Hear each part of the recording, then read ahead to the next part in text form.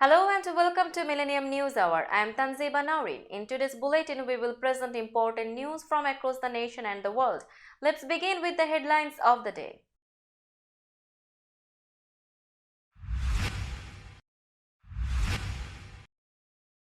Rescuers 6 survivors after storms kill 9 across South.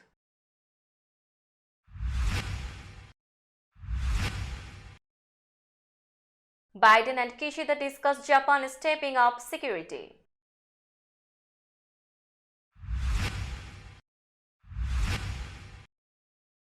Trump organization fined $1.6 million for tax fraud.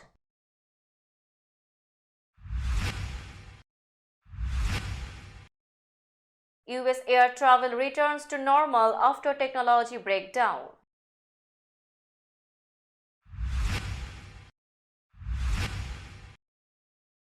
US kindergarten vaccination rate dropped again, data shows.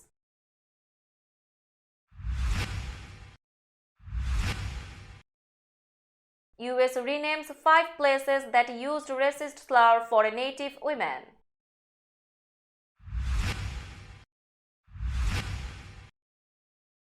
US launches online system to seek asylum on Mexican border.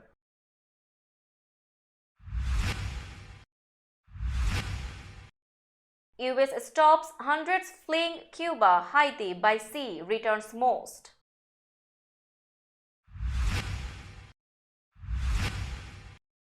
UFO reports rise to 510, not aliens but still a threat to US.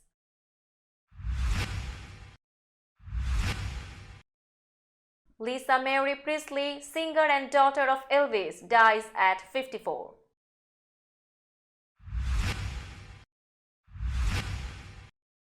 Wakanda Forever scores 12 NAACP Image Award nominations.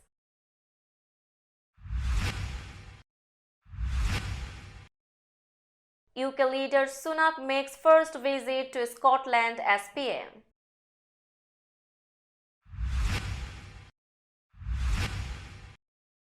Russia says it took Solitaire, Ukraine denies its capture.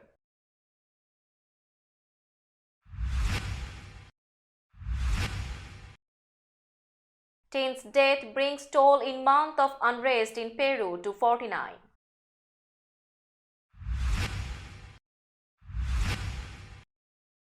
Suspect charged with murder in assassination of Japan's Abe.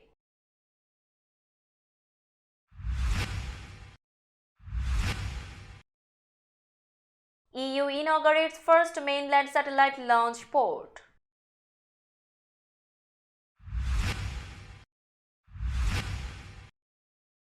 Germany to scrap mask mandate in long-distance transport.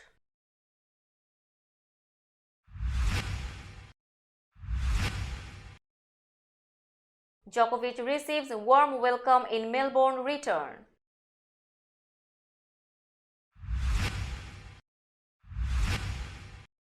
And Georgia TE Washington CB Ringo headed to NFL draft.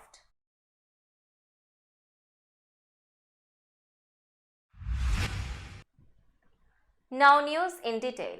Rescuers raced Friday to find any survivors trapped in debris after tornadoes barreled across parts of the South in a system that killed at least 9 people in Alabama and Georgia and inflicted heavy damage on Selma, a flashpoint of the civil rights movement.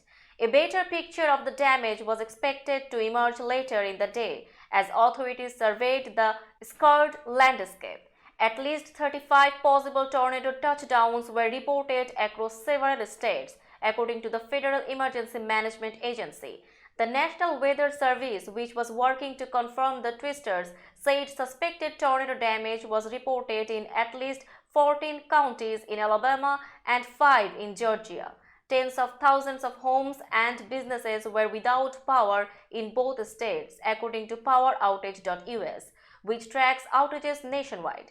One tornado cut a 20-mile path across 2 rural Alabama communities Thursday before the worst of the weather moved across Georgia on a track south of Atlanta. Searchers in Otaga County found a body after daybreak near a home that had been badly damaged. Authorities said that death brought the toll to 7 in the county about 40 miles northeast of Selma. At least 12 people were injured severely enough to be taken to hospitals.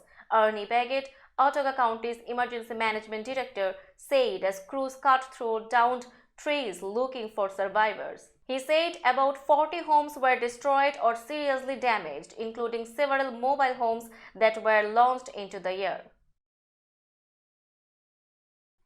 President Joe Biden and Japanese Prime Minister Fumio Kishida were holding wide-ranging talks at the White House on Friday, as Japan looks to build security cooperation with allies in a time of provocative Chinese and North Korean military action.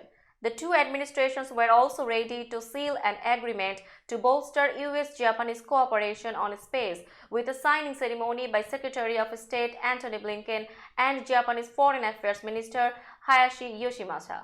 The Oval Office meeting and signing ceremony at NASA's Washington headquarters will cap a week-long tour for Kishida that took him to 5 European and North American capitals for talks on his effort to beef up Japan's security. Biden welcomed Kishida to the White House on Friday morning for the Prime Minister's first visit to Washington since he took office in October 2021. Inside the Oval Office, the US President praised Japan for its historic increase in defense spending and pledged close cooperation on economic and security matters. We meet at a remarkable moment, Biden told Kishida, adding later, the more difficult job is trying to figure out how and where we disagree. Kishida, speaking through an interpreter, said the two nations share fundamental values such as democracy and the rule of law, and stressed that their joint role on the global stage is becoming even greater.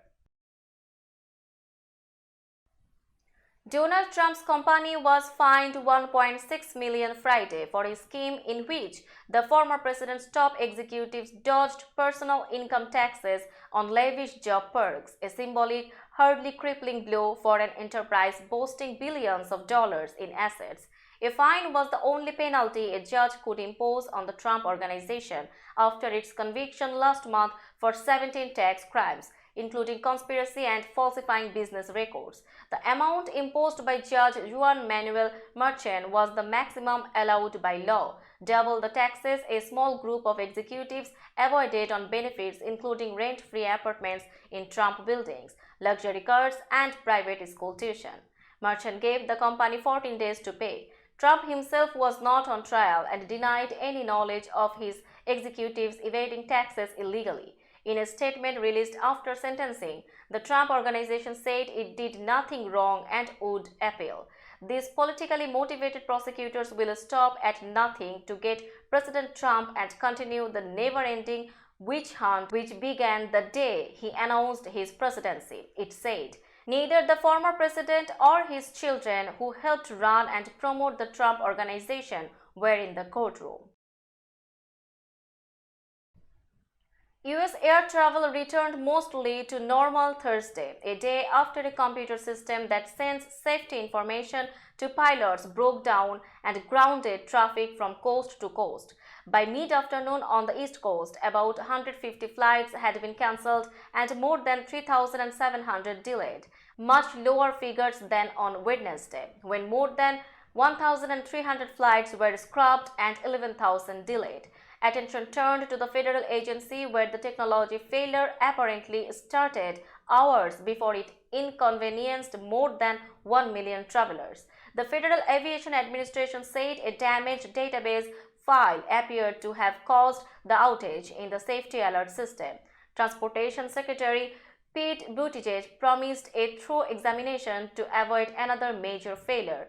Our immediate focus is technical, understanding exactly how this happened, why the redundancies and the backups that were built into the system were not able to prevent the level of disruption that we saw, Buttigieg told reporters. Buttigieg said there was no indication that the outage was caused by a cyber attack, but that officials would not rule that out until they know more.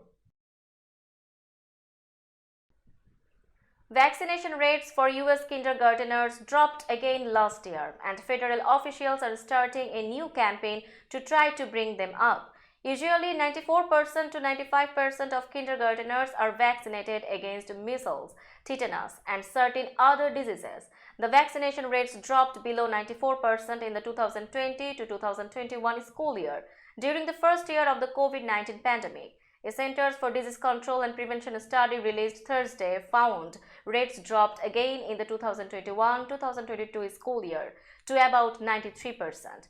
The pandemic disrupted vaccinations and other routine health care for children and also taxed the ability of school administrators and nurses to track which children weren't up to date on shots. CDC officials say decreased confidence in vaccines is another likely contributor. Health officials focus on kindergarten because it's when most children enter school systems. Public schools typically require vaccinations as a condition of attendance, though some exemptions are allowed. Such exemptions were up slightly last school year, but the CDC's Shannon Stockley said they are not the main driver of the decrease. Rather, more schools relaxed their policies to allow enrollment while giving families a grace period to get shots, she said. The U.S. Department of the Interior announced Thursday that it has given new names to 5 places that previously included a racist term for a Native American woman. The renamed sites are in California, North Dakota, Tennessee, and Texas, completing a year-long process to remove the historically offensive word squaw from geographic names across the country. Words matter, particularly in our work to ensure our nation's public lands and waters are accessible and welcoming to people of all backgrounds, Interior Secretary Deb Haaland said in a statement. She called the word harmful. Haaland, who took office in 2021, is the first Native American to lead a cabinet agency. In September, the Interior Department announced its final vote on proposals to change the names of nearly 650 sites that contained the word. The agency conducted an additional review of 7 locations, all of which were considered unincorporated populated places. 5 of those were changed in Thursday's announcement. In western North Dakota, the new name Homesteaders Gap was selected by members of a small community as a nod to their local history. 2 other newly named places are the California Central Valley communities of Loibas Hill, which translates to Young Lady, proposed by the Pascanta Band of Nomlaki Indians, and Yucat's Valley. The others are Pert Ridgeberry, Tennessee, and Lean Creek, Texas. The Biden administration on Thursday launched an online appointment system as the only way for migrants to get exceptions from pandemic-era limits on asylum, the U.S. government's latest major step in 8 days to overhaul border enforcement. U.S. Customs and Border Protection began allowing migrants to make appointments up to 2 weeks out using its website and through CBP One, a mobile app that the agency has used in limited ways since 2020. CBP One is replacing an opaque, bewildering patchwork of exemptions to a public health order known as Title 42, under which the government has denied migrants U.S. and international rights to claim asylum since March 2020. Until now, CBP has arranged exemptions through advocates, churches, attorneys, and migrant shelters without publicly identifying them or saying how many slots were available. The advocates have chosen who gets in, with CBP having final say. Under the new system, migrants apply directly to the agency and a government official will determine who gets in. Their appointments will be at one of 8 crossings at Brownsville, El Paso, Hidalgo, and Laredo in Texas, Nogales, Arizona, and Calexico and San Diego in California. The Coast Guard returned another 177 Cuban migrants who were caught at sea off Florida to the island on Thursday, while a group of about 2 dozen Haitians swam ashore in Miami. The Cuban migrants were all intercepted separately off the coast earlier this month, according to a Coast Guard news release. They were repatriated by 2 Coast Guard cutters. 25 Haitians who had traveled by sailboat from Port de Paix, Haiti, swam ashore at Virginia Key, a small island just southeast of downtown Miami, and were taken into the custody of U.S. Customs and Border Protection, agency spokesman Michael Silva said. Good Samaritans among island beachgoers helped some of the migrants ashore with small boats and jet skis, Silva said. Dozens of additional migrants still aboard the sailboat were being processed by federal officials at sea, which typically means their return to their home countries. The US has now collected 510 reports of unidentified flying objects, many of which are flying in sensitive military airspace. While there is no evidence of extraterrestrials, they still pose a threat, the government said in a declassified report summary released Thursday. Last year, the Pentagon opened an office, the All-Domain Anomaly Resolution Office, solely focused on receiving and analyzing all of those reports of unidentified phenomena, many of which have been reported by military pilots. It works with the intelligence agencies to further assess those incidents. The events continue to occur in restricted or sensitive airspace, highlighting possible concerns for safety of flight or adversary collection activity, the Office of the Director of National Intelligence said in its 2022 report. The classified version of the report addresses how many of those objects were found near locations where nuclear power plants operate or nuclear weapons are stored. The 510 objects include 144 objects previously reported and 366 new reports. In both the old and new cases, after analysis, the majority have been determined to exhibit unremarkable characteristics and could be characterized as unmanned aircraft systems or balloon-like objects, the report said. Marie Presley, the only child of Elvis Presley and a singer-songwriter dedicated to her father's legacy, died Thursday after being hospitalized for a medical emergency. She was 54. Her death in a Los Angeles hospital was confirmed by her mother, Priscilla, a few hours after her daughter was rushed to the hospital by paramedics after a medical episode at her home. It is with a heavy heart that I must share the devastating news that my beautiful daughter Lisa Marie has left us, Priscilla Presley said in a statement. She was the most passionate, strong and loving woman I have ever known. Presley shared her father's brooding charisma, the hooded eyes, the insolent smile, the low, sultry voice, and followed him professionally, releasing her own rock albums in the 2000s and appearing on stage with Pat Benatar and Richard Hawley among others. She even formed direct musical ties with her father, joining her voice to such Elvis recordings as In the Ghetto and Don't Cry Daddy, a mournful ballad which had reminded him of the early death of his mother, Gladys Presley. Black Panther: Wakanda Forever earned 12 NASCP Image Awards nominations on Thursday, while The Woman King and Abbott Elementary will enter next month's ceremony as other top nominees. The Black Panther sequel, which found blockbuster success, led all film nominees. The Marvel film delved into the concept of Wakanda's grief in the wake of the death of T'Challa, a character played by Chadwick Boseman, who died in 2020. The film The Woman King, starring Viola Davis, and the ABC television series Abbott Elementary with Quinta Brunson each received 9 nods. Both Davis and Brunson are nominated for Entertainer of the Year along with Mary J. Blige, Zendaya, and Angela Bassett. The awards honoring entertainers and writers of color will air live in Pasadena, California on BET on February 25 at 8 p.m. The 2-hour show will be held in front of an audience for the first time in 3 years. Now it's time for global updates.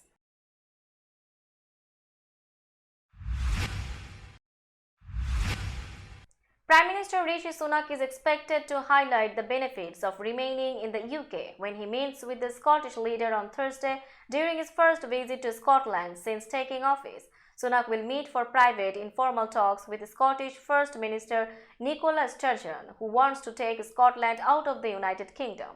Downing Street said Sunak and Sturgeon will focus on the shared challenges that people in Scotland and across the rest of the UK face, and how both governments can cooperate meaningfully. Sturgeon's relationship with Sunak's two predecessors, Boris Johnson and Liz Truss, had been frosty, and the governments in London and Edinburgh have been at loggerheads over Sturgeon's push for Scottish independence. Sunak and Sturgeon are also expected to jointly announce on Friday millions in UK government funding to boost investments in the Scottish economy. Sunak's office said the funding aims to create thousands of high-skilled green jobs and drive growth across Scotland. Russia claimed Friday that its forces captured the fiercely contested salt mining town of Solitaire in what would mark a rare victory for the Kremlin after a series of setbacks in its war in Ukraine. Ukrainian authorities said the fight for the town continued. Moscow has painted the battles for Solitaire and nearby Bakhmut as key to capturing the entire eastern region of the Donbas, and also as a way to grind down the best Ukrainian forces and prevent them from launching counterattacks elsewhere. But that cuts both ways, and Ukraine has said its fierce defense of the eastern strongholds has helped tie up Russian forces. Western officials and analysts say the two towns' importance after months of bloody fighting is more symbolic than strategic. Since its invasion of Ukraine on February 24, Moscow has prioritized taking full control of the Donbas, a region made up of the Donetsk and Luhansk provinces, where it has backed a separatist insurgency since 2014. Russia has seized most of Luhansk, but about half of Donetsk remains under Ukraine's control. There have repeatedly been conflicting reports over who controls Solitaire. A 16-year-old shot during a protest in the southern Peruvian region of Puno died on Thursday, bringing the death toll to 49 in more than a month of unrest following the ouster of President Pedro Castillo. Relatives of the teen, who Peruvian officials only identified by the initials BAJ, say he had been hospitalized in critical condition for 2 days after being shot in the head. His passing raised the number of deaths during protests in hard-hit Puno region, home to Lake Titicaca, to 19. Among the dead are a policeman who was attacked and burned to death by a group of protesters. Across Peru, the death toll amid the protests stands at 49. The Ombudsman's office said Thursday that there were mobilizations, strikes and roadblocks in 35 provinces, most of them in the southern regions of the Andean country. In Lima, hundreds of people marched through the city's center demanding the resignation of President Dina Boluarte, the closure of Congress and immediate elections. Some called for the release of Castillo, who remains in prison. The governors of Puno, Cusco and Apurímac have called for Boluarte's resignation. Japanese prosecutors formally charged the suspect in the assassination of former Prime Minister Shinzo Abe with murder, sending him to stand trial, a court said Friday. Tetsuya Yamagami was arrested immediately after allegedly shooting Abe with a homemade gun as the former leader was making a campaign speech in July outside a train station in Nara in western Japan. He then underwent a nearly 6-month mental evaluation, which prosecutors said showed he is fit to stand trial. Yamagami was also charged with violating a gun control law, according to the Nara District Court. Police have said Yamagami told them that he killed Abe, one of Japan's most influential and divisive politicians, because of Abe's apparent links to a religious group that he hated. In his statements and in social media postings attributed to him, Yamagami said he developed a grudge because his mother had made massive donations to the Unification Church that bankrupted his family and ruined his life. One of his lawyers, Masaki Furukawa, told that Yamagami will have to take responsibility for the serious consequences of his alleged actions and that his defense lawyers will do their best to reduce his sentence. The European Union wants to bolster its capacity to launch small satellites into space with a new launch pad in Arctic Sweden. European officials and Swedish King Carl XVI Gustaf inaugurated the EU's first mainland orbital launch complex on Friday during a visit to Sweden by members of the European Commission, which is the 27-nation bloc's executive arm. The new facility at a strange space center near the city of Kiruna should complement the EU's current launching capabilities in French Guiana.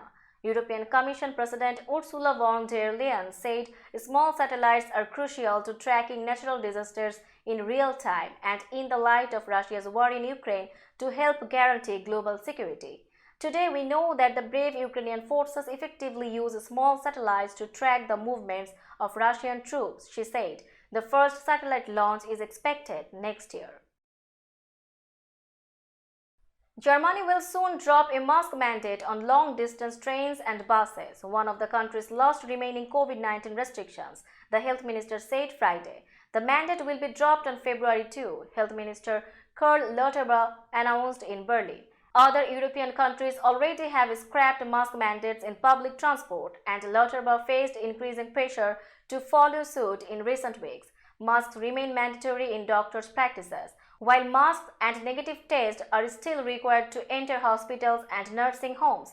Rules for local transportation are a matter for Germany's 16 state governments, and an increasing number have dropped or are dropping their mask mandates. Some also have scrapped rules requiring infected people to isolate at home. The long-distance transportation rules were scheduled to end on April 7, though legislation allows for them to be suspended earlier if the situation is better than expected. Now it's time for business news.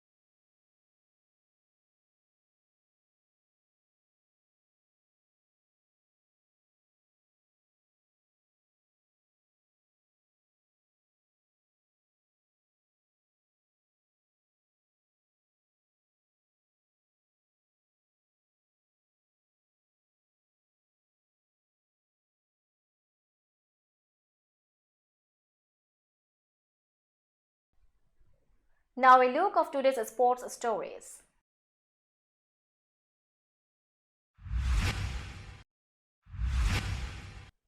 Novak Djokovic received a warm and enthusiastic welcome in his return to Melbourne during an exhibition match against Nick Kyrgios on Friday.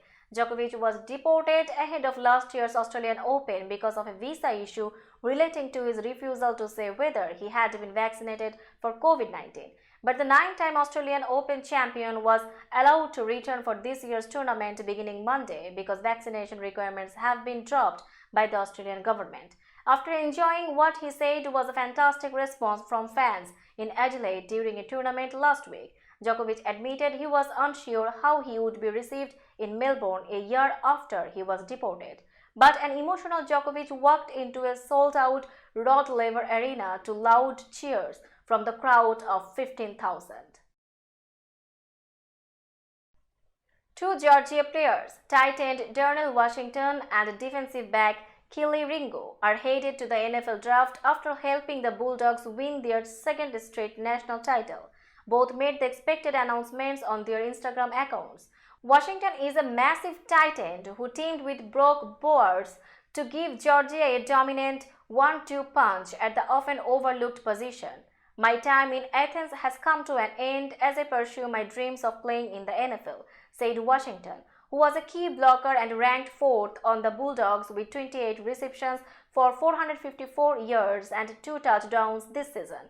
Ringo will long be remembered for a pick 6 interception that sealed Georgia's first national title in 41 seasons with a 33-18 victory over Alabama to cap the 2021 season. The Bulldogs made it 2 national titles in a row with a 65-7 romp over TCU on Monday night. A celebration is planned Saturday in Athens with a parade through town and a ceremony at Sanford Stadium.